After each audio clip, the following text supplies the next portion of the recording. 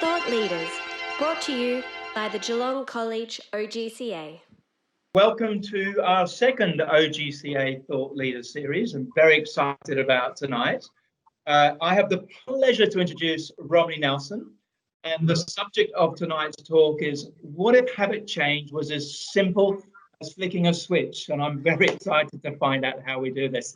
A big welcome to all of you, our listeners tonight, and our audience is made up of Old Collegians, parents, staff, and I believe some Year 12 students. Romney, you're an Old Collegian, graduated, I'd say way back, but not that long ago, back in 1994.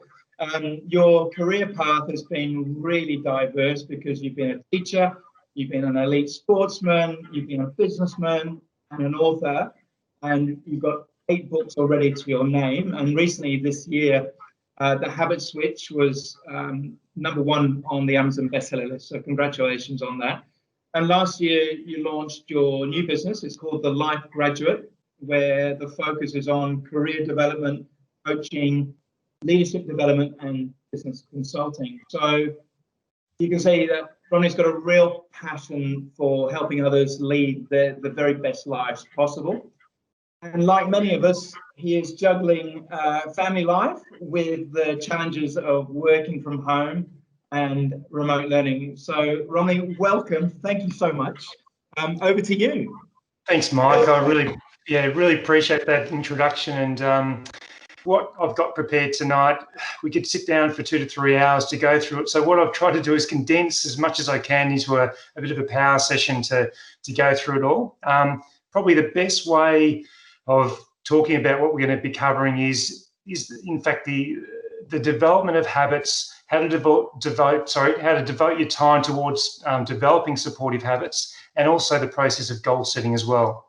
Now, there's probably no time better than right now to talk about habit development, because with what we're going through, no matter where you are in the world, really, Victoria's in a hard lockdown at the moment, but regardless of that, there's so many things that you need to be doing to be looking after yourself. So habit develop is so important. So probably a good way to lead into this is just to give you a bit of an introduction to my background, and Mike has kindly covered a few of those areas. I was a teacher previously, actually taught at Geelong College Prep School for about 2.5, nearly 3 years. Worked for the AFL as a coordinator of AFL development on the Sunshine Coast. I was working for an international teaching agency.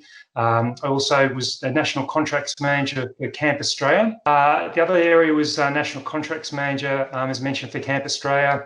I was also National Partnership Manager for Australia's largest mobile dental provider. In 2018, I founded a business called Total School Solutions. So that was looking at developing efficiencies, financial efficiencies in schools, and that business is still going strong, although it obviously has been impacted with what's been going on recently. In 2019, I founded The Life Graduate. So primarily at the beginning, it was actually to help to get into schools and to provide a lot of masterclasses in regards to goal setting, habit development, public speaking, looking at career development, all those areas. And so for me personally, that was something that I had a massive passion for. But like everybody, there was a huge change in what I had to do. I had to really pivot the business because with what happened with more recently in 2020, I just couldn't get on site to deliver programs. So I really started to focus on the book and the resource development side of things. And so my business has now changed to the Life Graduate Publishing Group, and with the component of the Life Graduate still there with the coaching that I'm doing with clients. But now I've actually produced just over 80 books and resources. As Mike mentioned, earlier this year, authored a book called The Habit Switch, which went to #1 in its category, which I was really proud of. And so we're going to be covering a lot of things with that tonight, and there's a few other books there down below. So let's get on to this, and let's talk about how the importance of supportive habit development and why the development of habits really drives so many things that we're doing in life. And they do say that 95% of your success is driven by the habits that you have. So that's the importance of them. And so you can have supportive habits, which are obviously driving you forward and getting you the momentum. And then you can have habits which are obviously detrimental to what you're doing in your life as well. So we'll talk about how to build the supportive habits and how to drop off the negative ones as well. So let's first look at the habit development. So looking through these, so supportive habit development begins with knowing what you want in the future and working backwards to develop the right goals, principles, and the mindset. So the habits and goals are so tightly connected. I've always been a goal setter, probably from about maybe 12, 13 years of age. I'd always set goals. Back then they were pretty basic, but it was the foundation of me wanting to set goals to, whether it be for sport, academically, and I've still got that tin with goals in it, and I actually bring it out when I do presentations for schools. I'll bring that old tin out and I'll get an old piece of paper out, and in that tin there's an old floppy disk, and so it shows the age of those goals. So they're things that I'd like to talk about and bring them to life, about the importance of the goal development along with the habits as well. The next thing is implementing the right supportive habits incrementally. So too many people look to bring on habit development and they do it really quickly, and they're trying to look for instantaneous results, and they're not looking at the positive impact over the long term. And the way I like to look at habit development and goal setting is across the criteria of health, wealth, self, and happiness. And so if you can get a combination, if you get a balance of health, wealth, self, and happiness with the goal development and with the habit development, then you'll find yourself in a really good place. And they're not always going to be in balance. Sometimes your wealth might be in balance, but your health might be out. So it's about making sure that you actually bring all them together to have a bit of a harmonious sort of division with all of those. Next thing is, with the greatest change you can make is to adjust your mindset from the short-term thinking to the long-term thinking as well. And so, and being passionate about what your goals are, which will drive your habits as well. So a lot of people, when they're developing their habits, they're thinking 1 month, maybe 2 months, but you really need to try and think 12 months, 2 years, 3 years in advance, because that's the way you can develop your habits incrementally, and you can build them slowly. So I'll talk about my morning habits, in a moment, but you'll actually see the power of building things incrementally, doing it slowly, and the massive impact over 6 months, 12 months, and a number of years that can have. So that's in regards to habit development too. So look, we're all creatures of habit. I was talking to Mike yesterday, we're talking about how habit development can be positive or negative, whether it's something as simple as brushing your teeth and being a positive habit, to something where it might be excess alcohol consumption or too many sweets and chocolates at dinner time or watching TV. So there's things that we do which you just need to be really mindful of with the habit development. So let's have a look at these 4 things. So establishing supportive daily habit forms a foundation for positive growth. So without good habits, you're less likely and very unlikely to actually be moving forward in the momentum and getting that momentum that you need. So that really comes together. Daily habits can take anywhere between 60 to 90 days to become ingrained in what you're doing. So some of them, it could even take longer. In the Habit Switch book, I actually talk about some daily habits take about 120 days. So it depends on the frequency that you actually have those habits going. So if it's something you're doing daily, like you want to do a daily walk in the morning, well, that's going to be a lot easier to form that daily habit if it's every single day or even 6 days a week than if you wanted to go to the gym and you're only going once or twice a week. So to try and build supportive habits, you need to try and bring the frequency up as much as you can, and then become ingrained. And there's a lot of those habits that you naturally do without even thinking about them. And you almost need to get that robotic side of things going with a lot of these habits as well. So the next one is to expect immediate success is naive. So start with gradual incremental change with very little resistance. And we'll talk about the incremental change in a moment, but that's where a lot of people get it wrong as well, in expecting things immediately or even within 3 weeks. So they think if they're going to implement sit-ups in what they're doing, they want to see a 6-pack within 4 to 5 weeks. But if you have a long-term goal of 12 months or even 18 months, then you can slowly build up and you're less likely to have any injury, get worn out, but it's actually having that long-term vision. And you need to work back from what your ideal result is going to be. And the main thing is, and probably the most important thing to do as a driver for your habits, is to have a reason. So making it really personal to you. Why would you want to get out of bed at 5:30 in the morning? If that was a key goal of yours, what's going to drive you every single day to create that incremental habit, to bring back your alarm clock, to be getting up at 5:30 in the morning, to get out of bed when it's cold and wet and raining outside in winter? And what's that driving force going to be for you? So having that commitment every single day. So let's have a look at different ways of how to develop supportive daily habits to achieve your goals. So what is that going to look like? How are they working together? So what are the key things? What are the 5 key things maybe? So let's look at these 5 key principles. So firstly, changes must be small and incremental. As I mentioned a few times, there's no point trying to jump ahead too quickly. If you've had that long-term view of what you want to do, then habit change will become a lot easier and you'll become more successful at bringing new habits as well, which are going to be supportive for you. You must have that compelling reason and why it's necessarily to you. So some people might have a health scare and suddenly it does become very, very important for them to change habits, whether it be because they've been a smoker all their lives, but there's other negative habits they've been doing. So sometimes there's life situations which will jolt you into action, but hopefully you can start to implement things before you actually have to be a reactive, you want to be proactive with what you're doing as well. Number 3 is develop your plan for success. There's many people who have goals, but they're more of like a back subconscious thought. They're not written down. There's no plan. It's like if you're doing an overseas trip, you don't just jump in an aeroplane and then turn up and wonder where you're going to go. There's a plan that goes into it, and there's no difference with what you want to do with your habit development and with your goal setting as well. So we'll be talking a lot about goal setting in a sec.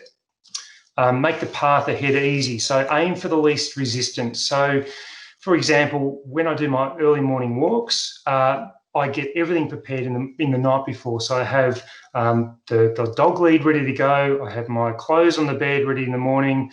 And so as soon as I get up, I can then get changed. I can be out the door within 5 minutes. And I'm not messing around trying to find everything in the morning and waking everyone up in the household. So it's developing the least resistance. And there's something we'll talk about called habit stacking in a moment, which actually relates to that too.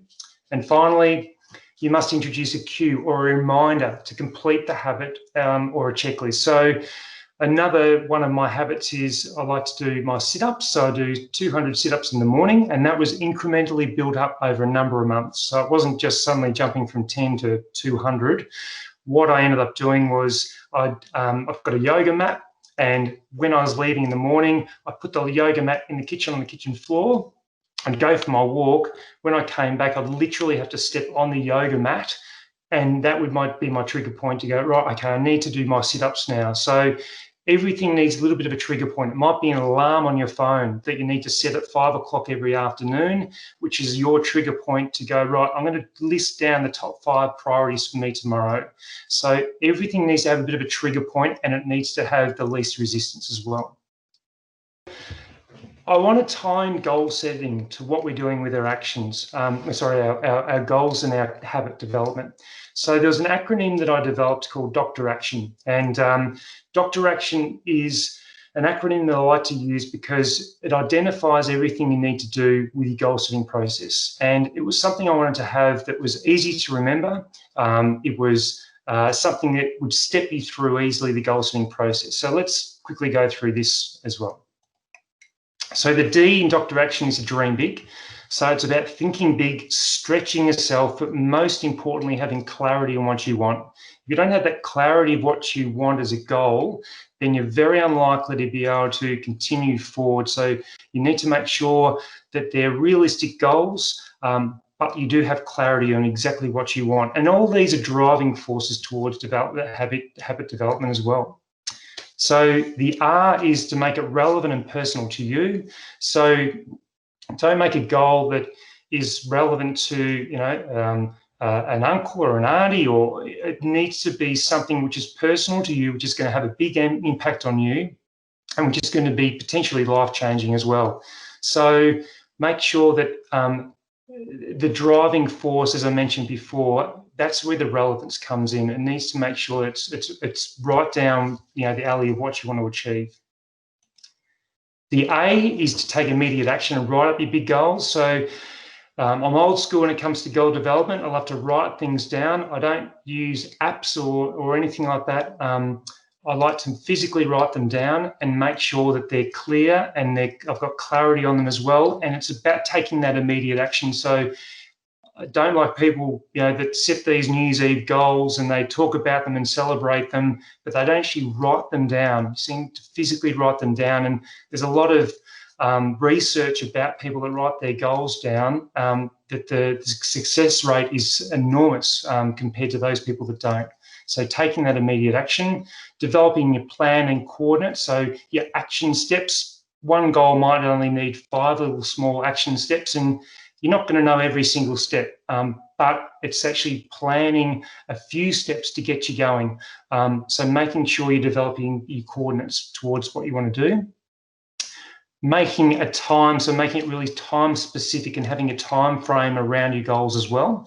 So time frames are really important, because if you had a goal that you wanted to, let's just say lose 5 kilograms, well, if you just said you wanted to lose 5 kilograms, it's not specific enough. You need to say, well, by October the 1st, 2020, I want to have lost 5 kilograms. So when you've reached your target, what the time frame is, and then subconsciously actually start to work back from there to develop everything you need to achieve that goal. So time frames are really important. Next thing is to implement it, to start. It's the procrastination breaker. This is where you need to make sure that you're actually committing to what you want to do, and don't just write them down, put them in a drawer and expect things to happen. You need to actually start to commit and implement your plan as well.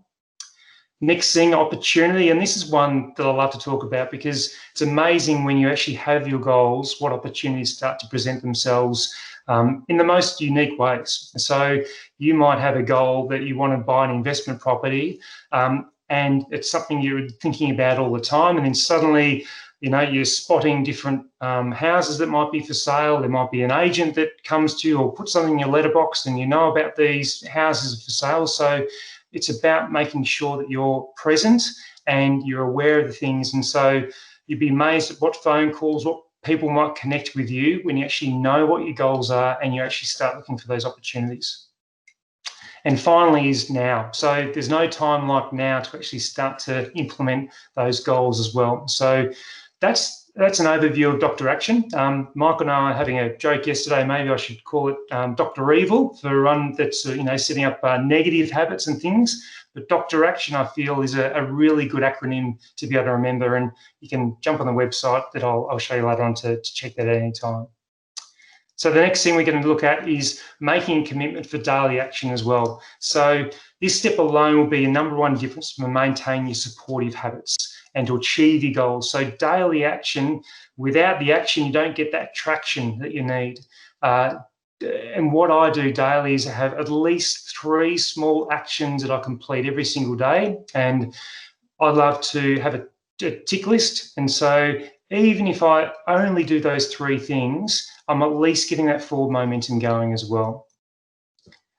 So let's have a look at incremental habit change and how that, how the gradual process really helps. So change should include a gradual process of improving your daily habits and allowing to build incrementally to create real change. So an example that I've put in the habit switch is if you had a time of 6:15 a.m. you wanted to get up rather than 7 a.m, you wouldn't just jump from 7 a.m. to 6:15 a.m. because suddenly you'd start to feel very tired, lethargic, your energy would be drained. So to do this approach, you would simply start at 7 o'clock, and each third day just simply adjust your phone alarm by 3 to 5 minutes per day. If it was 5 minutes, it'd take you 30 days to bring that back to 6:15, and then suddenly you've got 45 minutes extra that can be invested into self-improvement and a lot of different things. And I'm actually going to show you what my morning habit looks like in a moment and how big changes can actually build over time. So where most people get wrong is actually by making those significant changes too quickly. And so if you skip the slow adjustment process, as I mentioned, you're likely to feel sore if you're trying to implement push-ups or sit-ups or running, training for a 10-kilometre run. Just do it slowly and it will be so valuable for you. And let's talk about habit stacking. So habit stacking is when you actually have a good habit, or you've built a good habit already, a supportive habit, and you're actually layering another habit on top of that to be able to build it up. So you've actually got 5, 6, 7, maybe 10 habits that are built off the one. So it's building an initial structure and then layering on top of that. So let's have a look at how I did that as well. So yes, it's very early. I built up to this.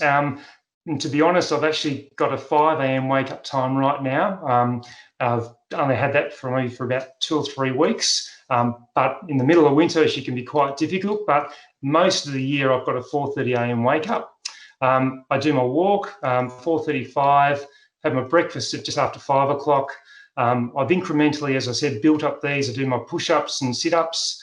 I've got my daily goal affirmations at 5:30. I do a meditation for 15 minutes. I've got my daily goal tracker, which is a resource I've developed about tracking the actions that I do. And I do some reading for 20 minutes or up to half an hour. And then I shower and get started the day. So if we were to bring those together, it looks like a lot of things, but you have a look at the power of actually what combining all of those ends up doing. So over the course of the month, if we would assume I did this 6 days a week, which I do, let's have a look at the compounding impact. So that half an hour walk amounts to 12 hours over the month. The podcasts, so I'm listening to really inspirational podcasts, might be about Brian Tracy or whole different things, 12 hours worth. There's over 3,500 push-ups, nearly 5,000 sit-ups. The goals, so the daily affirmations is me actually thinking about the goals that I want to achieve. Meditation-wise, 8 hours worth. Prioritization, daily activities, so this is where I list 3 to 5 different key daily actions that I do. And then the reading is 8 hours worth. So it's up to a couple of books a month. So I incrementally built these habits up, and you can see the huge impact just over 1 month, let alone a year or even 5 years. So this is where it's important to slowly build things up. And this is probably a 7-month process to get to this stage. But now I'm at it. The momentum is huge. And so this is the resource I developed. It was pretty much just putting something into place where I spoke about saying I was grateful for any thoughts, ideals, or feelings that I sort of had an opportunity to write them down, 3 key actions, and I actually write down the number of hours or minutes that I exercise each day. Now, the next thing I want to talk about is the goal loop. So this is another concept that I wanted to develop to sort of talk or to walk my clients through that I coach, but also when I do my presentations to schools about what combining everything together looks like. So you initially develop your goals, but you need to have the goals in place to know what good supportive habits is going to look like. So once you develop your goals, you then can develop the supportive habits and build them incrementally and slowly, because your goals might be 12-month goals, 5-year goals. So you've got time on your side to build things slowly. Then it's about taking those daily actions, because without any action, you won't get any progress. So those daily actions, even if it's 5 days a week, 3 actions a day, just slowly building it. And then really importantly, celebrating your goals when you do achieve them. And then you loop back around again. So you gather that momentum. You then are learning from each time you win and you celebrate your goals, you achieve your goals. You're actually getting to that stage where you can then use that momentum to build bigger and broader goals, and then build more supportive habits as well. So it just keeps looping around. And one of the things about committing to change is, you know, if you don't change, nothing's going to change. So you really need to make that commitment to knowing what you want, when you want it, and how that's going to look for you. So let's look at the last little things on additional notes on daily habits. So this works for me personally, and it may or may not work for you, but I almost have like a clipboard with the things that I like to do. And so I've just got a little checklist that I tick it off, and I put them in my office because I've got an outside office now. So in the morning I go out there and I see exactly what I need to do. You know, it's pretty ingrained now. I know the habits are built up, that I know what I need to do. But just somewhere you can refer to them daily. And when you're building habits, it's actually really handy to have something you can tick off because it keeps you in alignment with what you need to do. Make it as easy as possible for you to maintain your daily habits. So, as I said, have that resistance point reduce as much as you can. So have your clothes ready in the morning if you want to do that early morning walk. Have your podcast ready to go. If you're, you know, if you need to build a habit, you know, around watching less TV, well, put the remote somewhere that's less, you know, put it in a drawer, and then you think, you know, every time you have to reach into the drawer and pull the remote out, you're actually starting to think, well, you know, I shouldn't be watching as much TV. So it's that resistance or that cue point. So reducing the resistance factor. Avoid at all costs missing your daily habits by a couple of days in a row, because you can lose that momentum. So if you are going to take time from going for a walk or going for a jog or doing something, a supportive habit, do it on alternative days. So try and keep as much rhythm as you can in succession. And then daily habits are the driving force to strengthen your systems to allow you to move, you know, closer towards your goals every single day. And so finally, just wanted to sort of bring you to the end of what we've been talking about. So as I said, at any time, jump on the website. It's thelifegraduate.com, and I've got like a daily habits template which you can download at any time and use that. There's some other resources. There's a couple of podcasts I've been on. I've done some YouTube videos about supportive daily habits. But as I mentioned, what I've spoken about tonight is really condensed down. It's a lot of information in one go. But probably what I really want you to take from tonight is that supportive habits do take time. And it's when you actually start to get that momentum and you can use an existing habit to build on that one, to then create a really successful process or system that you need to have. And as mentioned, right now is such an important time to think carefully about what your goals might look like. Many of us have, got family or friends that are going through some pretty tough times at the moment. Personally, we're all going through a really, really tough time. So if there's ever going to be a time to sit down for half an hour and establish your goals, work out what those habits are going to be, they're going to help drive you to get you there, it's probably right now. And if you need my help at all, I'm happy just to, if there's an email you want to flick me or give me a call, I'm more than happy to help. If it helps you, having a chat for 5 or 10 minutes to talk about how you establish your goals and habits, please do that anytime. So, Mike, that sort of brings me to the end of the discussion, formal discussion point. So, if anyone's got any comments, or if they'd like any discussion points or questions they've got right now, then I'm really happy to address those.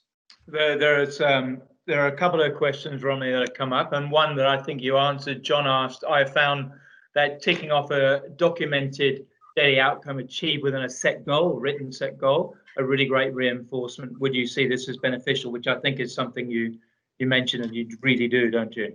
Yeah, and it's when you see, like I like to have the process of ticking off goals. Like I've got my goals, which I look at daily, and I've got them on my board, and it's such a great feeling to be able to tick them off and move forward with them. And with your goal development as well, you don't want to have goals that are 5 years in advance and you've got nothing to tick off. You need to work from your 5-year goals backwards and then break it down. So part of that goal planning is to have, is there something you can do in a month or even 2 weeks, and you just tick it off. And once you start to tick things off, you get that momentum. So that, I don't like to sound robotic in regards to the structure of goals, but you need to have an element of being able to know what you're wanting to achieve. And when you set goals to help with your supportive daily habits, your goals need to be so basic that you can explain or have a 5-year-old child regurgitate what your goals are and tell you what they are. That's how simple they need to be. They can't be so complicated, and you need to know when you hit them. And you're probably 90% more likely to hit a goal than if you don't set a goal at all. So, yeah. But ticking them off is a huge thing, I think, as part of the goal setting and developing those habits. Fantastic. I've got another one here. Any suggestions for a practitioner, physiotherapist, who is the daily motivator and driver for change, particularly for those with long-term poor health choices, multiple habit switches required prior to, others have come in and now I can't read it here. Prior to feeling any change in their condition, combined with the limitations of our public health system. So many barriers to overcome in limited timeframes. It's exhausting work. So can you just frame the question? You can see that again, actually. If you go to the messages, you click on that speech bubble. Yep. And we'll come back to that one. Yes, sorry. Out of interest, can we ask what time you go to sleep if you're waking at 4:30 a.m.? Probably midnight. That's a good question, and you're exactly right. I need to just you can't be compromising one end with the other. So I usually go to bed around about 9:30. Some people and I certainly advocate for getting a good amount of sleep. Some people can work off 6 hours sleep, some 7, some 8, some need 9 hours. For me, I can sort of function really well off around about 7.5 hours of sleep. But again, it was an incremental build. I didn't just jump from I used to get up at around about 6:30, 6:45, but I now go to bed to allow that time to be able to rest, and I'm very fortunate. I'm someone that falls asleep very, very quickly within 30 seconds to 60 seconds.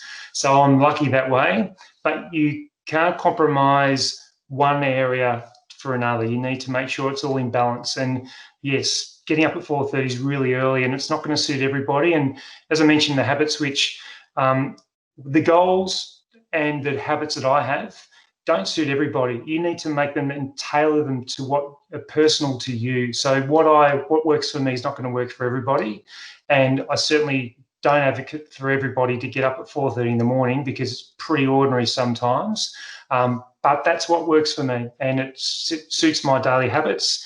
And I find that if I've got an extra 2 hours in the day that I can get going in with what I want to do, those 2 hours adds up pretty quickly. And I think over, it works out to be like an extra 13 weeks a year, it's a significant amount of time by those 2 hours extra each day that I'm getting, which I wasn't previously. So yeah, that's how I sort of decided that it's going to be something for me.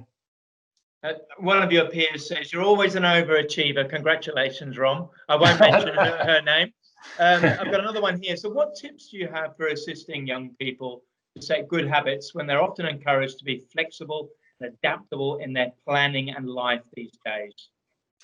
Yeah, so habit development can work, it needs to work in with your lifestyle. It needs to work in with what you've got during the day as well. So when we're talking about having flexibility in what we're doing, habits don't need to be, ingrained and a checklist for every hour of the day. So you might be someone that works really well in the morning. And for me, I have my automatic habits that I do each day, but I think if you're starting out, if you're finding you don't want to be too controlled with everything and you don't want to be too systemized, just develop 2 or 3 things early in the morning that you can, it might be that you have a goal that you want to read half an hour each morning, and you would like to do, 30 sit-ups. And so just by doing that, if you had a goal, okay, well, over the next month, I'm going to slowly bring my alarm clock back by 45 minutes, which will give me that time to be able to do my half an hour reading and my sit-ups,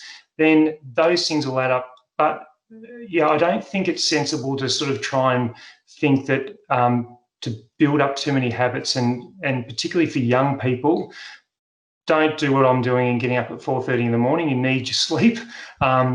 But there's things that you can be doing to help with your studies. And even if it's as simple setting 3 goals initially, and that might be around your health, it might be around your academic, and it might be around your happiness. So just get one small goal in each of those things, and then think about what habits you need to develop for that to happen. Look, that's a long-winded answer to that question, but I just want to make sure that people don't think that they need to have a structured, rigid habit development process in place. It just needs to be slow and needs to work for you. And don't try and implement things too quickly and too dramatically as well. Fantastic. I got another question here, Romney. In a world where we can be exposed to the constant interruptions or simply being driven to distraction, what do you do in order to blinker out these things in order to execute your own goals? Yeah, see, there's a 2-part answer to that one. A lot of people, when they, with goal development and habit development, too many people are concerned that if they fail at achieving a goal or fail at achieving the development of a habit, that they failed altogether. But it's a really good positive step forward. It's what you actually need to do to be able to continue learning at each stage of your journey as well.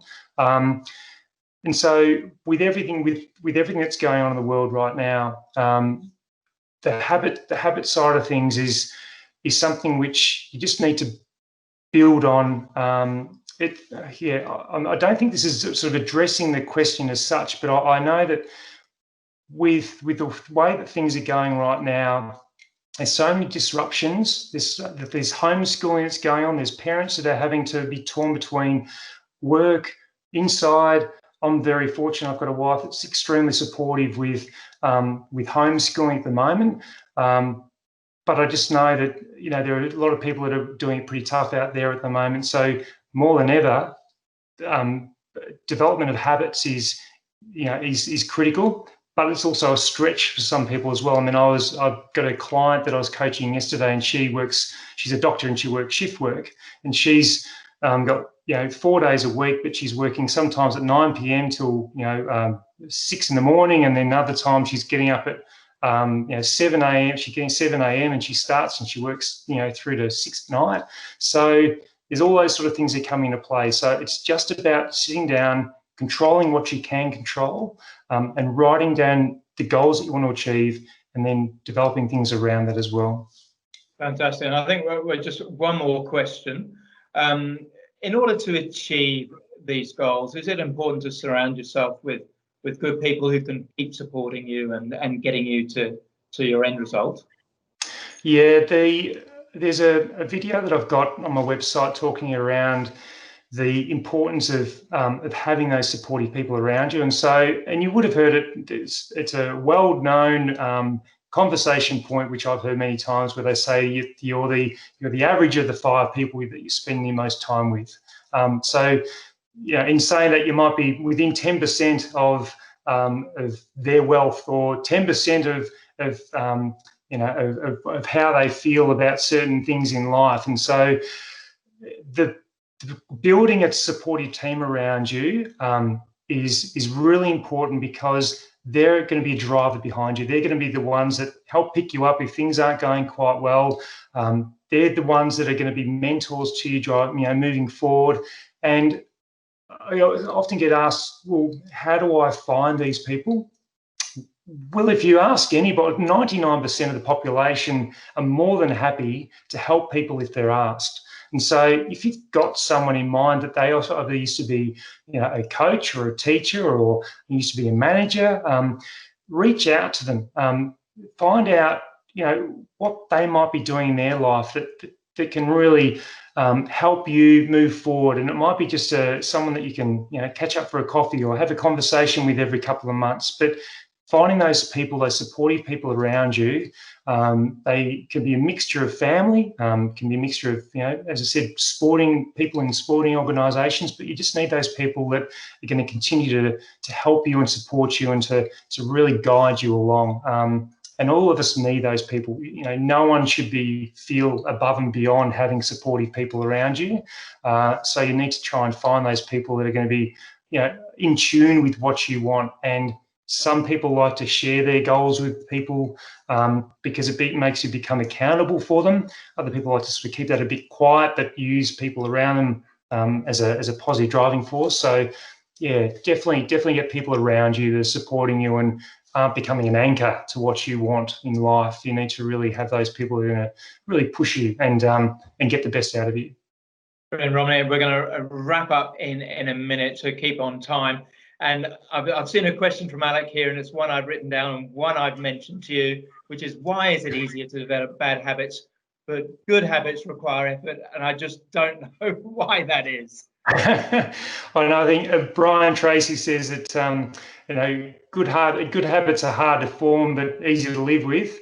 But bad habits are easy to form but hard to live with. And so it's about if we had a life where habits were easy to form, well, we'd all be fantastic. We'd be all gunning it and we'd be all succeeding with everything we wanted to do. But unfortunately, those bad habits, those the packets of chips at night time, they're too easy, and they become something which is nice to have, but you just got to have a bit of mental willpower. But it's a hard one, isn't it? You'd love good habits to come easy to you, but they're unfortunately the ones that become the hardest to actually achieve. But once they're ingrained, they're a wonderful thing, and you can see the compounding result that they have once they're in place. But as I mentioned, Mike, I know we're coming to the end tonight, and love it. Thanks everybody for coming and joining. And as I mentioned, just please reach out to me at any time. My email's romney@thelifegraduate.com. Jump on the website, and I'd love to help anyone that might be struggling at the moment, that just might need some help. I'm here to help if you need me. Fantastic, Romney. Look, thank you for your time. That was really inspiring, thought-provoking. I think I'm going to be up all night coming up with my action plans. I reckon you're someone who would take your New Year resolutions very, very seriously indeed. I'm certainly going to have to look at mine again. Look, very quickly, I just love some of those takeaways. You've got to have the right goals, start with them, and you've got to be passionate about those goals and taking more, those small steps to acclimatize to your daily habits. Having action attitude, and I think that is just fabulous, and I'm going to start looking at that. And I love your Dr. Action acronym because I think that does keep you honest, in particular the coordinates, because I think there's no point having a destination to reach, your goals, if you're not constantly checking your coordinates to get you in the right direction. So look, thank you. That was absolutely amazing. I wish you and your family well, remote learning and everything you do. And we haven't got time to ask you, I'm sure you've got a new book that you're planning. And there's a few at the moment. I'd like to say a big thank you to everyone who's listened in. And as Romney says, look, if you want more help or look at templates or listen to some of his videos, have a look at his website, thelifegraduate.com. And just to say, stay well, stay safe, and keep connected to each other. And thank you so much, and good night. Thanks, everybody. Thanks, Mark. Bye-bye.